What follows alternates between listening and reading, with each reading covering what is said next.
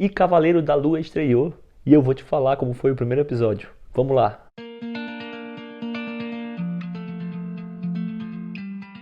Olá jovem, eu sou Helder de Paula e você está no Velho Nerd Novo e Cavaleiro da Lua finalmente estreou no Disney Plus. E esse aqui é o primeiro vídeo da análise semanal dos episódios que eu vou fazer. Lembrando que todas as análises que eu fizer aqui de cada episódio vão ter spoilers, então já fica ligado. Mas antes de começar, eu peço que você se inscreva no canal, deixe seu like, ative o sininho, que ajuda muito esse trabalho aqui, que eu quero continuar porque eu faço de coração. Então, sem mais delongas, vamos pro primeiro episódio que já tá bem louco. O episódio começa já com o vilão da série fazendo uma espécie de ritual, bem macabro, com vidros quebrados e outras coisas. E já chama a atenção para esse personagem que de cara já se mostra bem sinistro. O vilão é interpretado pelo ator Ethan Hawke e ele tá muito bem no papel até agora, pelo menos. Aí corta pro Steve Grant já acordando. Steve Grant é uma personalidade do Mark. E de cara a gente percebe que a vida dele não é muito normal, porque quando ele tira as cobertas, já na primeira cena, a gente percebe que ele tá amarrado na cama. E tem um círculo de areia ao redor da cama. Só para colocar um adendo, se você nunca ouviu falar de Cavaleiro da Lua, uma das características desse personagem é que ele tem algumas múltiplas personalidades. Então a gente começa a série com o Steve Grant, a personalidade mais normal dele, mas que mesmo assim sofre de muitos transtornos. A gente percebe que ele se amarra na cama porque tem alguma coisa errada com ele, a gente percebe já de cara. E ele é um cara que ninguém liga pra ele, tanto no trabalho quanto com os amigos. E ele é muito maltratado por todo mundo que conhece ele, essa personalidade dele. Steve Grant trabalha no museu. E lá no museu a chefe dele usa e abusa dele, apesar dele ser muito inteligente e conhecer muito sobre a cultura egípcia. A gente de cara é jogado na vida dele, não tem nenhuma introdução de quem é ele, de nada. Ele tem alguns sonhos muito reais. E aí, num desses sonhos que ele tem, ele simplesmente acorda em todo lugar. Ele acorda todo machucado, numa grama. E a gente descobre que ele está na Alemanha por causa do castelo de Eltis, que está lá atrás. E ele está sendo perseguido por homens armados. A gente descobre que ele roubou um artefato de algum lugar, um escaravelho. Mas a gente não sabe como ele roubou porque não aparece. Aí ele foge desses homens armados e vai até uma cidadezinha. E lá nessa cidadezinha ele percebe muitas pessoas seguindo um cara, que é o vilão da série que aparece no começo. Ele é uma espécie de líder de um culto, tem muitas pessoas ao redor dele. E ele começa a fazer uma espécie de purificação de algumas pessoas. E essas pessoas se reúnem ao redor dele, ele chama uma por uma. E ele tem uma tatuagem de balança que, dependendo do que acontecer, se essa tatuagem ficar neutra ou ficar para a direita ou para a esquerda, a pessoa vai morrer ou não. E a gente descobre mais tarde que esses poderes dele vêm da deusa Mít do Egito Antigo, que era uma deusa que via tudo o que acontecia, então ela julgava as pessoas por conta disso. E é a mesma coisa que ele faz no culto dele, ele chama as pessoas e através dos poderes que ele tem, não sei se os poderes dele vêm diretamente dela, mas através desses poderes ele julga as pessoas. Porque ele consegue ver o passado, o presente, consegue ver o coração delas, que ele diz, a pureza ou não. E dependendo da resposta da tatuagem, essa pessoa vai morrer ou não. Mas a gente descobre que o Ethan pegou o escaravelho que pertence a ele. E aí nessa cidade onde ele chega, que ele está sendo perseguido por esses homens são capangas desse cara. E aí começa uma cena de ação muito doida, onde a gente tem alguns apagões do Steve.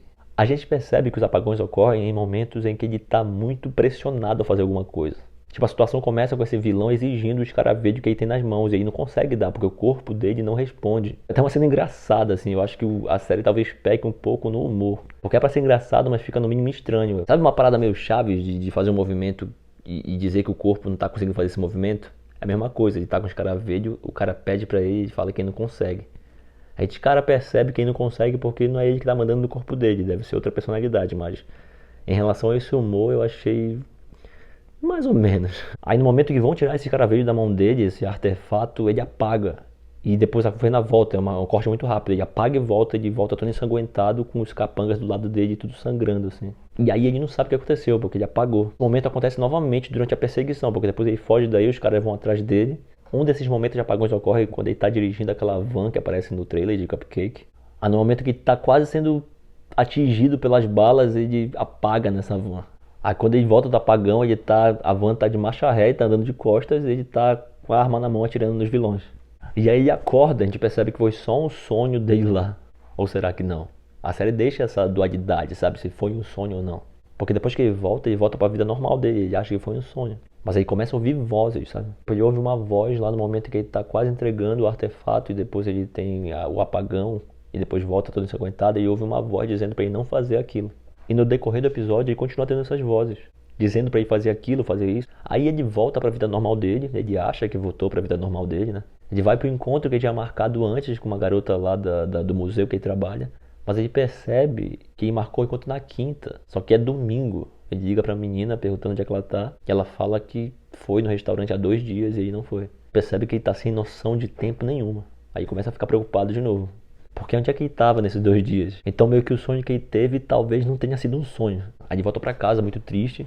Aí começa a perceber algumas coisas diferentes no apartamento dele. Tipo, tem um arranhado no chão que é na mesma direção que se arrastar a mesa. Assim, se arrastar a mesa, aquele arranhado tá ali por causa disso. Aí ele arrasta a mesa, sobe em cima dela e ele percebe que tem uma tábua solta numa parede de cima. Aí ele vai lá, tira essa tábua e lá dentro tem um celular e uma chave com uma logo de alguma organização. Aí ele abre o celular e vê que tem muitas chamadas pra uma menina chamada Laila. Aí no momento que ele tá no telefone, a Laila liga pra ele. Aí ele atende e ela questiona onde é que ele tava todo esse tempo, chama ele de Mark. Então, aí quando chama ele de Mark, ele fica assim, mas quem é Mark? Aí ela desliga. Aí ele começa a perceber que tem alguma coisa muito errada. Aí tem uma cena meio Duende Verde, sabe? Ele vai no espelho e ele percebe que o reflexo dele não tá agindo da mesma forma que ele. Tá meio escuro assim, não dá pra ver o rosto, mas o movimento do reflexo é totalmente diferente. Então a personalidade do Mark começa a aparecer aí.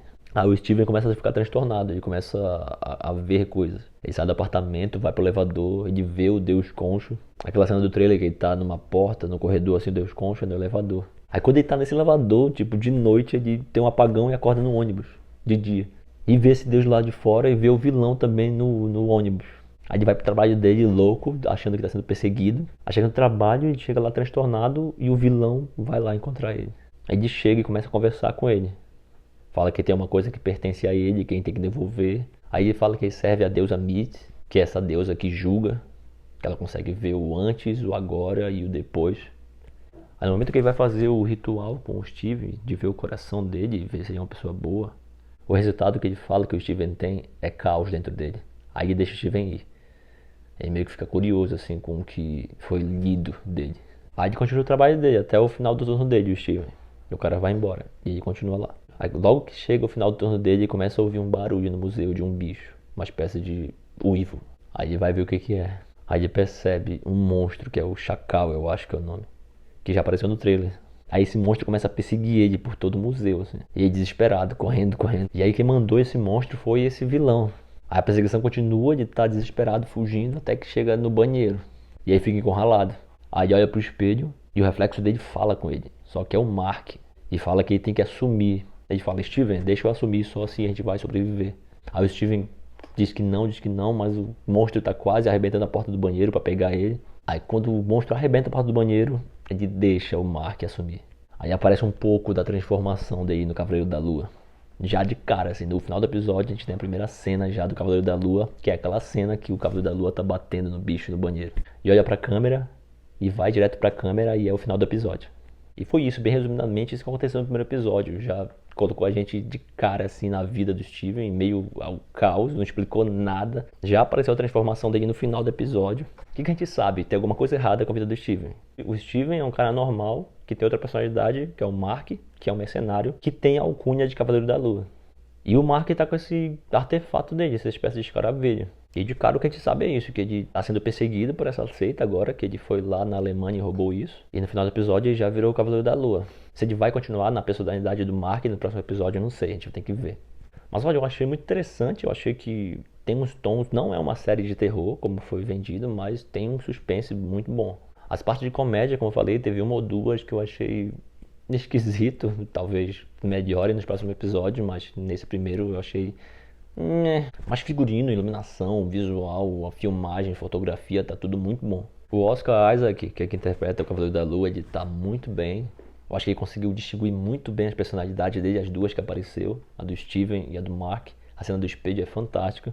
A entonação de voz dele muda quando ele faz o Mark ou quando ele faz o Steven.